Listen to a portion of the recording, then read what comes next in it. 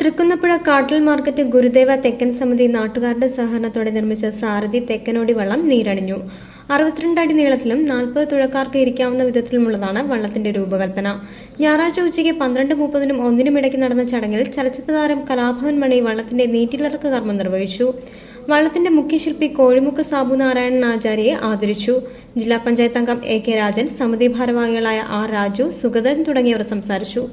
ഏകദേശം സമയം അടുത്തിരിക്കണം. അതുകൊണ്ട് ഈ പരിപാടിക്ക് എന്നെ ഇവിടെ ക്ഷണിച്ചത് എന്റെ സ്വന്തം സുഹൃത്തായ ബാലേട്ടൻ എന്ന് പറഞ്ഞ ആളാണ്. ഇവിടെ വരാൻ കഴിഞ്ഞതിലും നിങ്ങളെ കാണാൻ കഴിഞ്ഞതിലും അതായത് സന്തോഷമുണ്ട്. സാരഥി മത്സരിക്കുമ്പോൾ ഒരു സാരഥിയായിട്ട് തന്നെ മുന്നോട്ട് വന്ന് 1-ാം സ്ഥാനം ലഭിക്കട്ടെ എന്ന് സർവീസിനോട് പ്രാർത്ഥിക്കുന്നു.